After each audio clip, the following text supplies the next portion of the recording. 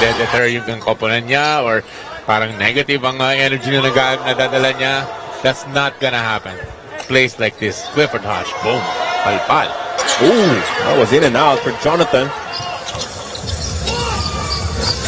30 seconds remaining in this first half. Another 3 for Bong Quinto.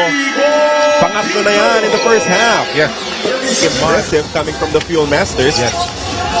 Dahil tumutulong yung kanilang bench players. Ito pa, dalawa. Courtesy of Richie Rivero. Alam mo, officially yung count ko, parang isang dosena na ginagamit. Di ba? And I really... As Richie Rivero looking for his options. Umatake, umikot, pumeke, and he draws the foul. Sayang, pumasa itong si Richie. Pero been 2 free throws for him. Correct. It's gonna be sideline. Throw in. Team fouls kasi nila.